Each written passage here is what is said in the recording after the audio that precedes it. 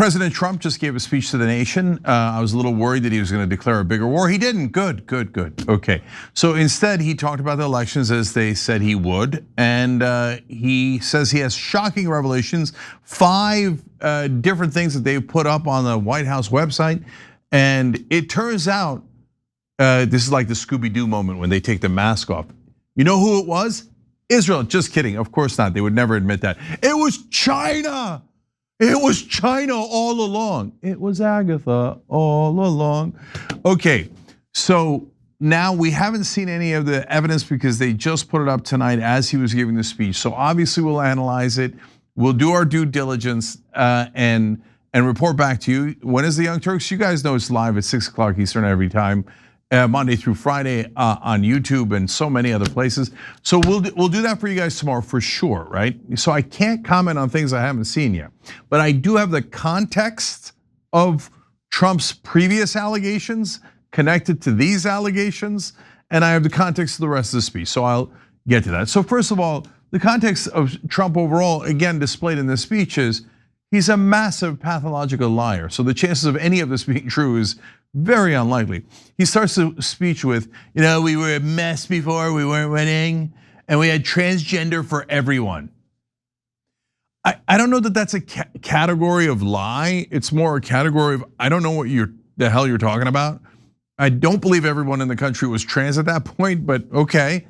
But I get it. He doesn't like trans people, and then Democrats allowed them to exist or something, right? And then he's like, we had inflation problems. Bro, we have inflation problems with you, okay? So he's like, bragging about how everybody's 401k is doing well. Why? Because yes, the one thing that is true is that Dow is at 52,000 record high. And I think that's mental, but we're gonna find out. We're all gonna see this together. How's inflation, how's unemployment, how's the economy? So if I was him, I wouldn't stake any of my claims on that because I believe that they're going to be, first of all, they're already in bad shape. Everybody knows that from the rising prices, higher prices on gas, etc. But I think they're about to head into disaster. Okay, so he's starting the speech with the same kind of like exaggerations and weird statements, etc. Then he moves on to the main event about these elections. And he said they released these 5 different things on the website, and he goes on to explain. And he says, we found out the deep state was working with China, the famous deep state. I'm like, well, no, by definition, they're not famous. That's why they're the deep state, and we don't know who they are. If you know who they are, just tell us, and if you really have the evidence, we'll go arrest them, right? I believe there is a deep state. I believe they're working with a different country, not China, and I think it's pretty obvious. But of course, vague, no names about the deep state. And so I'm very curious to see how they discovered who the deep state is. Are they gonna tell us who the deep state is? Or are they just gonna go, trust us, bro? This is just like the Epstein files. We released them.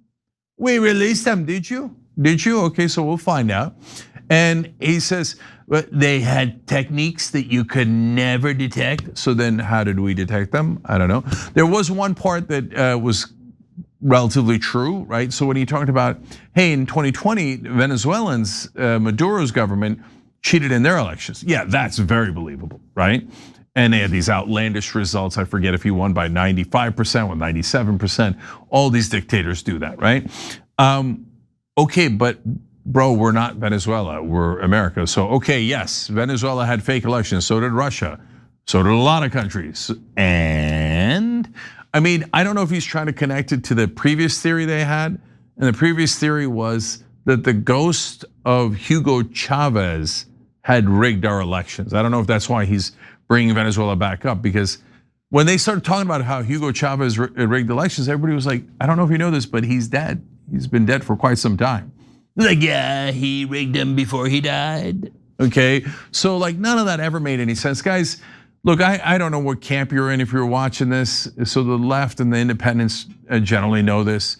But if you're on the right, okay, let's look at this evidence and don't take his word for it. He said at one point as he's transitioning to the elections, you have to trust your country.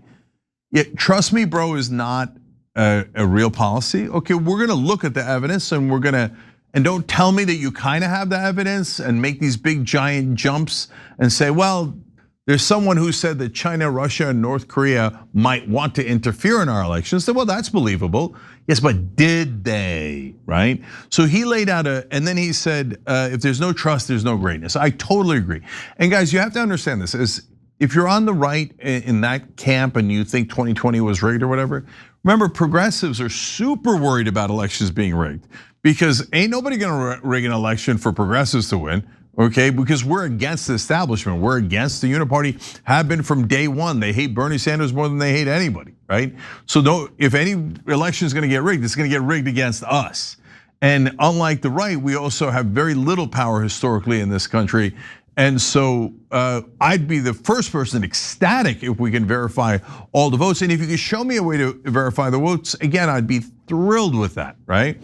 So proof's always in the pudding. So what happened in 2020? Well, Trump and his allies went to the courts 61 different times after the election to tell us how rigged it was. And so every judge, including Republican judges and Trump appointed judges, asked them, okay, great, show me the evidence. And they had zero evidence, none. So where did they get this stuff from? My guess is, you remember how they went to Georgia and, in my opinion, illegally seized the ballot boxes?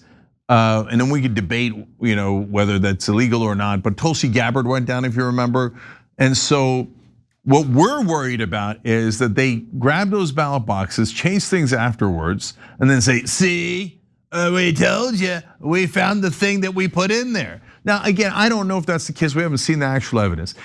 I swear to you that if they have anything that's actual proof, we'll come and tell you, oh yeah, well that one is true, right? And that's amazing and we should do something about it. So for example, he had this one spectacular piece of, well, I don't want to say it's a fact because Trump said it, so I have no idea if it's a fact or not, but a statement that he said about how China got access to 220 million voter registration information. So I don't quite know what that means. Certainly didn't clarify it. So I'm curious about that one. Let's look at that one. What does it mean that they got access to voter registration information? How?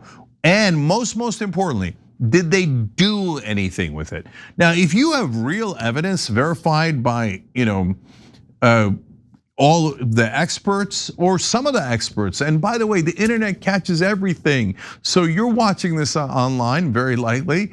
And if you are, we're all gonna look at it. The right is, the left is, the middle is, and we're gonna get on the case and we're gonna see if it's true or untrue. Look, in the old days, we all had to trust mainstream media, which I hated, and it turns out is a disastrous idea. So when he also said mainstream media was working with the people that are interfering in elections, well, that's actually a super believable fact because there's one country that mainstream media is constantly supporting, and that's Israel. And so if you said to me mainstream media is hiding the fact that Israel's interfering in our elections, well, I would say that's actually indisputable. I have overwhelming evidence of it. 94% of Congress is paid through campaign contributions by the Israeli lobby, yet none of our media ever reports it. We've given them $320 billion over the course of Israel's life. Have you ever heard that on television? You've never heard it, right? They asked us to attack 7 countries and we attacked all 7. Okay, and we spent $8 trillion on those wars. Now, why does the media cover up for Israel? Look, there's a lot of different reasons, but one of them is 2 radical Zionists own like half the media in America to begin with, let alone the other companies. Larry Ellison is now going to own CBS and CNN and TikTok and other outlets, Paramount, Warner Brothers, etc. And Rupert Murdoch owns Fox News, New York Post, Wall Street Journal.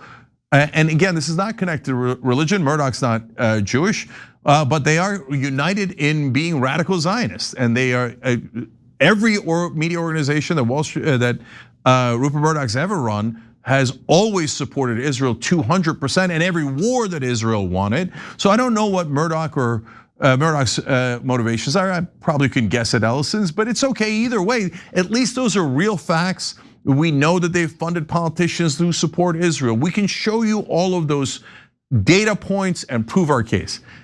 Mainstream media rig things on behalf of China? I've never heard that in my life. I've never seen them rig anything in favor of China. I've never seen them be particularly nice to China or do propaganda for China.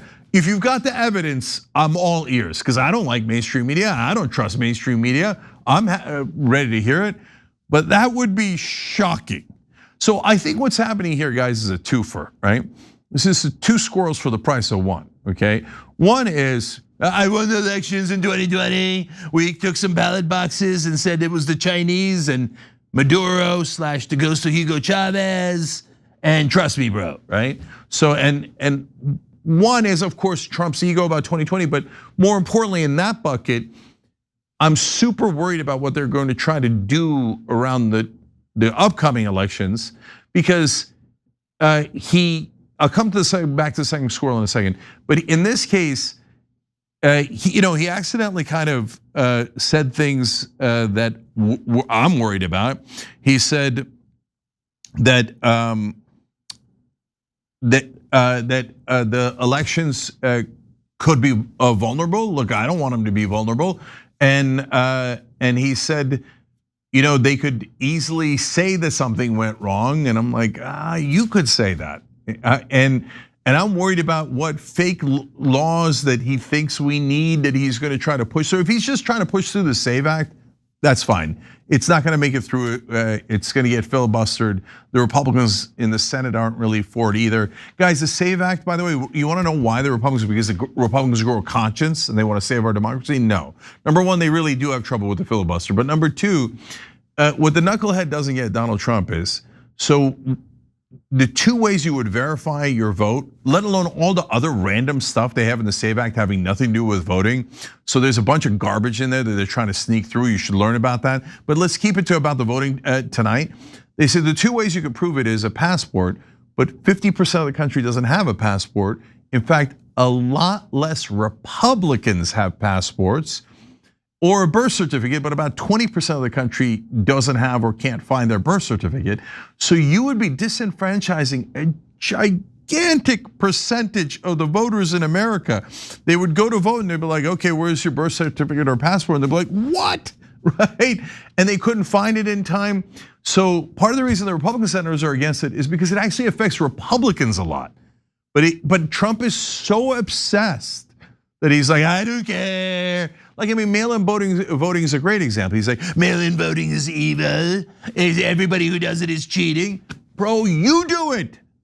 He sends in his vote through the mail every time. He could just go down to Florida to vote, but he doesn't want to. Now, to be fair, he's the president. You want to be in Washington, well, on election night or election day, I get it. I mean, you could also take Air Force One, but don't put up pictures on the internet with you and your entire family with their mail-in ballots and then tell us everyone cheats through the mail-in ballots, unless it's projection, okay? But so all of that stuff that he said in the past has been lies. He's never been able to prove a single thing in court, never presented any evidence that even a Trump-appointed judges could say, oh, that's real. One time, Rudy Giuliani got laughed out of a court case back in 2020. They said, are you going to present any evidence? And he's like, no. And they're like, what are you doing here? So the last couple of things here. Oh, go back to the second squirrel. So one is, hey, I'm worried about what they're going to use this as an excuse to do something weird about the elections. If it turns out it's a bunch of fake info and meant to rile people up and they're just going to use it to whine about the elections after they lose, no problem, right? But if they try to do something to interfere in the elections, huge problem. The second distraction here is, as the entire country is talking about how Israel keeps interfering in everything we do, forcing us to go into the Iran war, forcing us to fund a genocide, putting $50 million in the Senate race in Michigan, $32 million in a congressional race in Kentucky, over and over again, interfering in our elections, They go, squirrel, China. Don't worry about Israel. Just let them say 50 million. That's totally normal. Giving to 94% of Congress, totally normal. China, they're weird, they're different. They're a different race, they're communist. So two squirrels for the price of one. All right, he says, then we got, I gotta tell you about the burn bags. So he's like, we found these burn bags. Barack Hussein Obama had them and they were supposed to burn them up, but they didn't. There's one possible reason why they didn't burn the bags, because they weren't supposed to burn the bags. You made that up. Okay, so we'll find out. We'll find out. But I very seriously doubt that there's a memo from President Obama. All right, I want you to take the votes and I want you to burn them, okay? And then somebody writes back, oh, sorry, President Obama, we forgot to burn the burn bags. Okay, let's see what you got. They put it up tonight, so we'll report on 6 o'clock tomorrow. But that is intensely unlikely to be true, given the entire history of Donald Trump and a lot of his made up claims about the elections.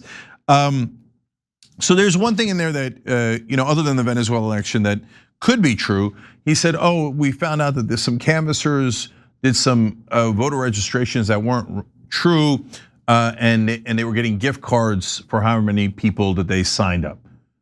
Yeah, I could see that happening. So we'll have to look at the evidence, but why? Because a lot of the people who are going canvassing or doing these kind of get out the vote efforts are paid. The ones that are volunteers are actually more likely to be trustworthy because they're volunteering for it, they usually care about it, etc. But the paid guys, they just want to get their money, right? And if they're promised gift cards, if they sign up more people, they might want to sign up more people, okay? And that could happen on both sides. And in fact, anytime that we've caught people cheating on the voting in that way, honestly, in the last 10 years or so, it's been Republicans nearly every time. They had to redo a whole congressional election because they found Republicans cheating on the voter registration cards that they were submitting, or the votes, in fact, the actual votes they were submitting. And so some of the things that he explained about crossing out something or ripping it up and putting in a different voting thing and putting in the name in, that's literally what the Republican did. I think it was in North Carolina, but you could look it up for yourself and confirm, right? So we'll take a look at that and see if they did it on both sides. If they did it for Democrats, was it a small number? Was it a big number? Is it even real? And he goes back to this 278,000 non-citizens were registered to vote. Is that true? They've made up numbers like that before, not true. Hundreds of thousands of dead people. No, people die and then it takes a while to take them off the voter rolls. That doesn't mean that they're actually voting. So whenever you ask them to prove, hey, show me all the dead people that voted, they're like, they were on the voter rolls. Yeah, I know they're on the voter rolls because if somebody dies 3 days before the election, how the hell are you going to take them off in time? But that doesn't mean they voted. They've never presented any evidence to that effect. It would be shocking if they found out something different. Remember, Tulsi Gabbard steps down. They put in Bill Pulte. Bill Pulte is the biggest loyalist for Donald Trump. And even the Republicans were objecting to putting him into the intelligence role. Number one, he has absolutely no background in that, no experience. He was working on housing before. By the way, he still has that job. So he's like Hunter Biden, both a modern artist and a Ukrainian gas expert.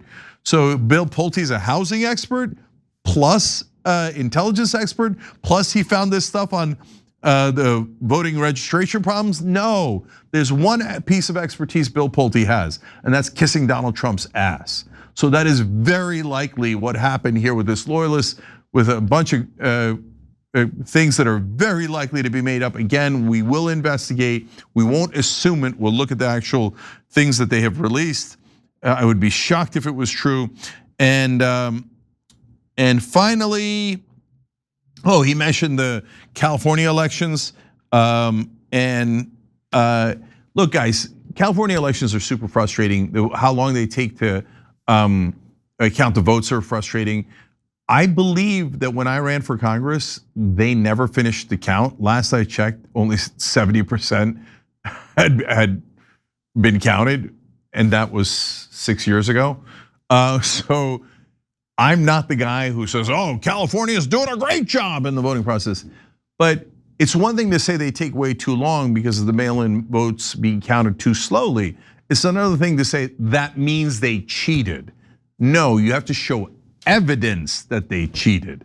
So they took forever, and literally in my case, to count the votes in my election, but I don't think they cheated. That's a different thing that requires evidence. And he's never had that, and he doesn't have it in the case of California.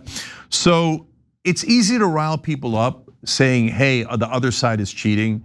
Oh, we would never lose an election if we weren't cheating. But is that true? Well, right now, the people that are panicked about losing the election are not the Democrats, it's the Republicans. Trump right now is at minus 30 points on the Ukraine war. I think with independence, I think he's at minus 44 on the Iran war with independence. And overall, he's at minus 22 on the Ukraine war, and I think in the minus 30s in the Iran war. The Iran war is down to about 20% in popularity. So he's super worried, especially if he restarts the war, that they're gonna get their clocks cleaned, and I think they are. I think that not a lot of people are gonna show up excited to vote for the Republicans. I mean, look at the vote they just had. Half the Democrats, a little over half the Democrats voted to take Israel's funding away. Whether they mean it or not, at least, hey, we got 103 votes from the Democrats. We got 1 vote from the Republicans, Thomas Massie, it was his amendment. Every other Republican voted, no, we must keep taking your money and sending it to Israel. That is a deeply unpopular position. 60% of Americans don't want that policy position, let alone the war, let alone the economic consequences, let alone how deeply unpopular Donald Trump is. So this looks like a panicked attempt to affect the elections. If there's no actual push to cheat in the elections and it's just propaganda, I could live with it. You do your propaganda is part of politics, and it's a huge part of Trump's campaigns and political messaging overall. So let's look at the information that they provided. Let's see if there's any validity to it. Again, it would be shocking. And then, most importantly, see what they're going to do next. Are they going to propose something crazy around the elections to actually cheat themselves? Or is this just demagoguery about, hey, China, oh my God, we lost because of the Chinese and the deep state who we won't name?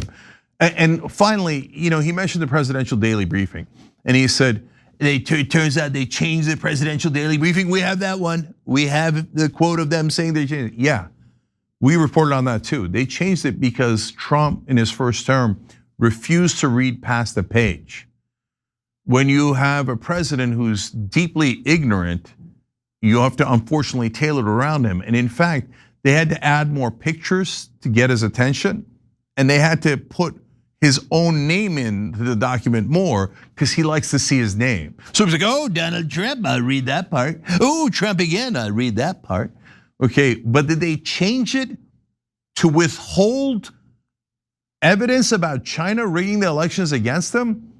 And then they wrote that down somewhere? Why would they write that down? You have evidence of that? I'd be very interested in that. None of that happened, guys. It's a fantasy. Bill Pulte, I'd be shocked if this wasn't what we're gonna find out tonight and tomorrow. Bill Pulte made up a bunch of stuff, took like bits and pieces of things that are kind of true. Oh, the Venezuelans cheated in their election. We had to change the presidential daily briefing so Trump would read it. And then go, nothing. So, all right, overall, I'm happy to report on 2 things here. Trump has lost so much credibility, including with his own voters, that I think a lot of people will go, yeah, bro, okay, I got you. Yeah. The Chinese are working with the deep state. That sounds likely, right? So, and then this second hope I have is that they're just trying to do marketing, and this is all a big nothing burger. So if it turns to, and we didn't launch a bigger round of the war, so I'm relieved about that. If this turns out to be a nothing burger, oh, great, amazing. By the way, if on the incredibly unlikely scenario that they actually caught the Chinese working with our government officials to rig an election, well, then I'm glad they caught him. And we'll tell you about it tomorrow on the Young Turks at 6 o'clock.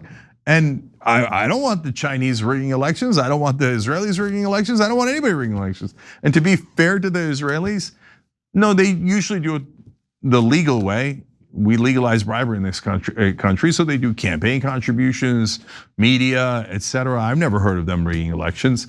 So I've never heard of anyone rigging elections except the ones where we caught them. Like the guys that did it for the Republicans. Again, I think it was in North Carolina where we had to redo a whole congressional race. So finally, to give you a sense of why I'm so confident that this is incredibly likely to be BS, other than Trump's entire track record of lying, is that even right-wing think tanks like Heritage Foundation, when they were desperate to prove cheating in elections and voter fraud, and they did this giant analysis of decades of American elections and found out that it happens 0.0000006% of the time. Okay, in other words, almost never. Okay, so that's what happened tonight. That was Trump's speech. We'll look at the data and we'll give you the real answers tomorrow. Every time you ring the bell below, an angel gets his wings. Totally not true, but it does keep you updated on our live shows.